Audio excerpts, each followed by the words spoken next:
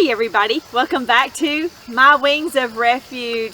Y'all, I'm excited today. I have my little helper here, and as you can see, she is sampling to let me know what she likes and what she doesn't. And this here is one of her favorites.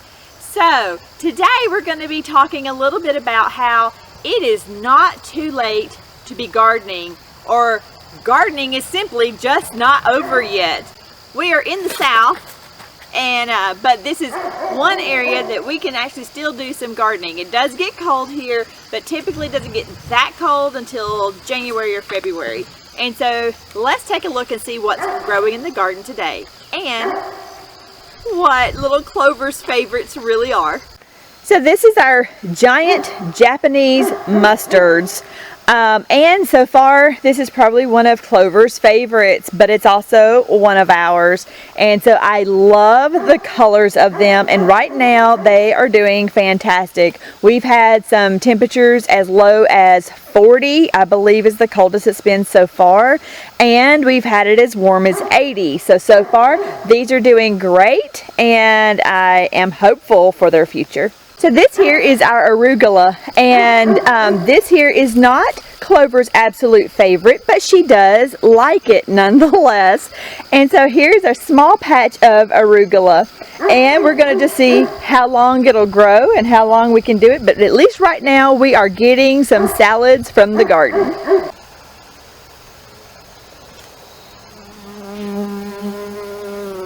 Is it good, Clover?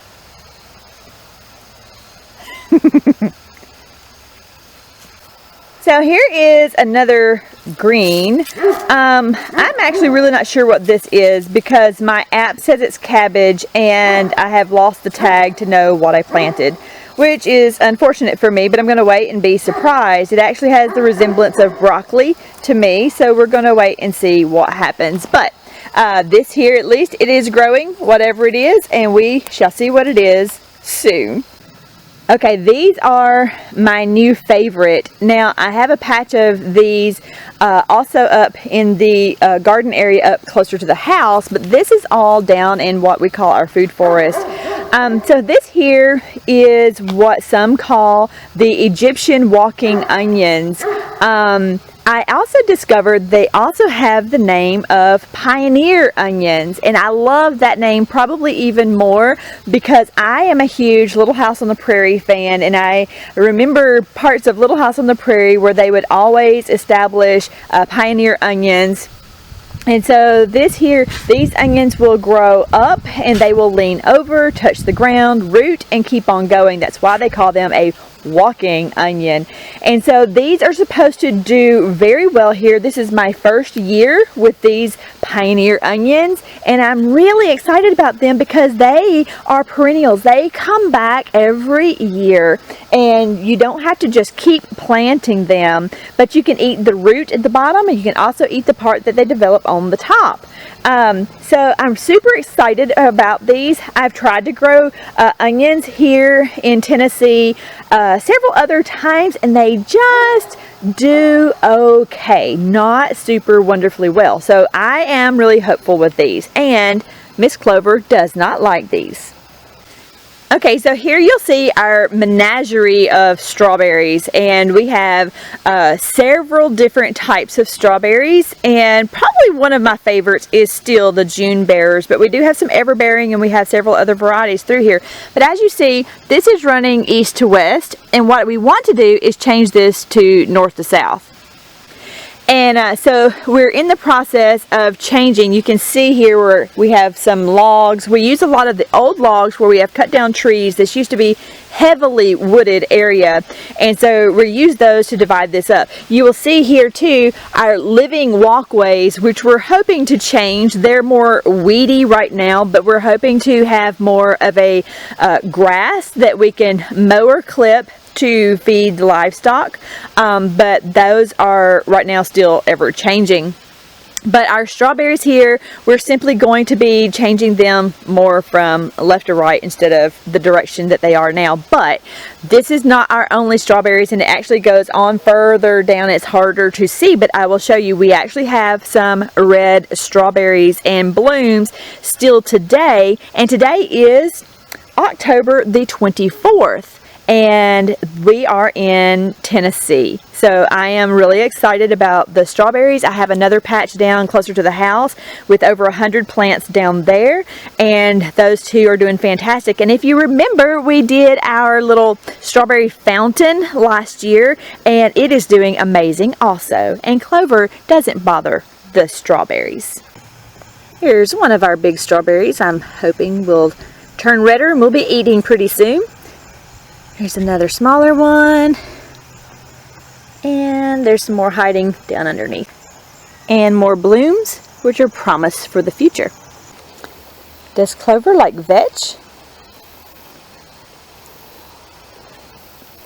I think she does.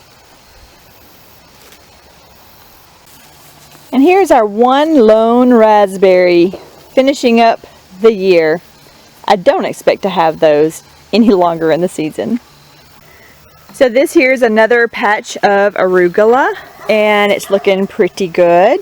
And if it ever bolts or anything, we just feed it either to the pigs, to the chickens, to Clover, the sheep, or whoever wants it at that point. This is my only kale that has come up. Now, one of the things I love about kale is it usually does pretty good through the winter, and you can harvest those leaves anytime. You can cut them up into larger chunks, and you can easily put those right in the freezer. I love kale for like smoothies and different things, but you can also dice it up, cut it up, and use it in sautés or even soups and stews as it softens up. And so I absolutely love kale. It is one of those superfoods that we love around here. But because you only see one, it's a good note to mention that not all seeds are created equally. If you have a batch of seeds that are not good about coming up, and maybe you spend a lot less money on them because they came from your local really cheap box store, sometimes those seeds don't do really well, and so sometimes it's good to have quality seeds. Here we have chard.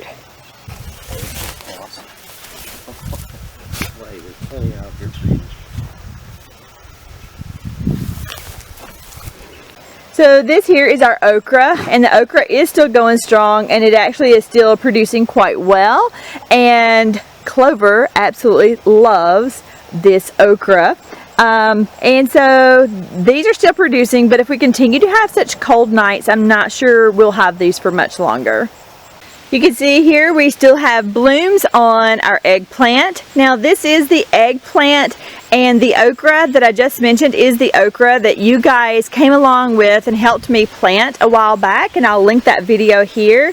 But you can see I still have blooms going on the eggplant.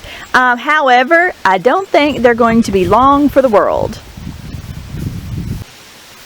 A row here of some lettuce mixes. Notice we are starting things at different stages. So we started a few things, they start to produce, we eat on those a little bit, we start some more, and I'll be showing you some new starts here shortly, but oops.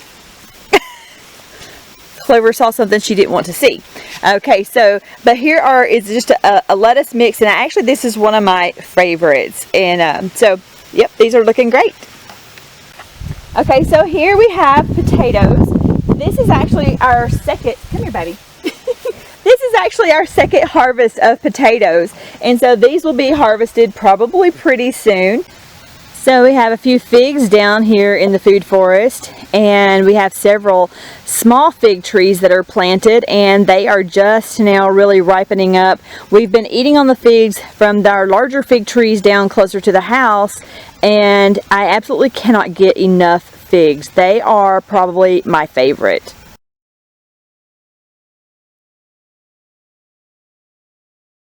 So this is where I usually get started, here under a grow light with my seeds, and I get these started here. So this is a new tray of seedlings just getting started, and they're just starting to sprout. They actually sprout pretty quick, but this is a cold hardy lettuce. I believe this is a romaine, Paris Island, I believe is what it's called, and you'll see some other little babies. A little baby here, a little baby over here. But they're just starting to sprout. There's another little baby. Can you see him? And so these will be sprouting and finishing up soon. We'll get those in the ground, and then we'll have what they call succession planting. We'll have some that are ready earlier, some that are ready a little bit later.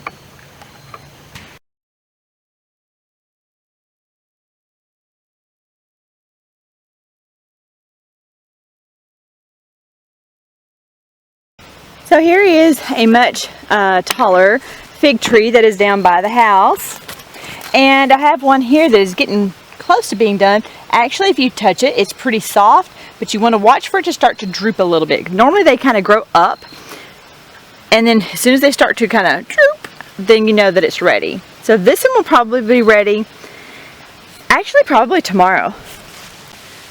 This is the chayote, and it has grown like crazy this year. Now, one thing about the chayote is that its leaves are also edible. Now, this one has quite a few blooms on it, and I'm hoping if the weather holds out enough, we will still see some fruit this year.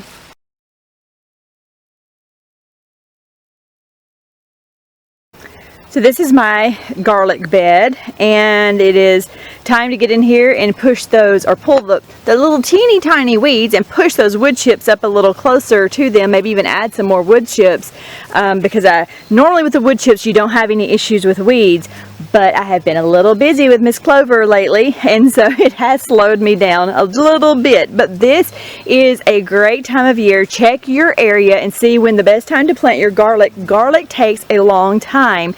I believe it's like 9 months. I'd have to double check that.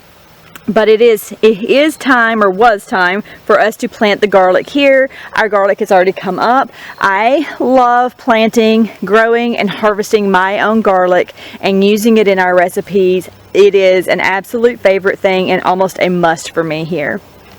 So these are my tomato plants down by the house, most of which are pretty much done. However, I have several plants still with tomatoes on them, and so as long as the weather holds out, I'm holding out also. I still have poblano peppers, quite a few actually, and they're still loaded with blooms. So as long as they keep producing, I'm going to keep holding on and keep processing. The jalapenos are still going, still producing, and as long as they're producing, I'm still harvesting. Same for these red chili peppers. As long as they're coming, I'm still getting them and letting them go as long as I can. There's actually still quite a few blooms on this one as well. I love to use these for my sweet chili sauce, and I can it and have it throughout the year. So I decided to try a second batch of cucumbers, and I've actually planted them out here and kind of left them. I've not checked on them. I've not really done much with them. I got a little busy with my Clover girl, but these are actually probably 4 foot tall, and they are starting to bloom. And so maybe, just maybe, if the weather holds out, I'll get a few more cucumbers this year.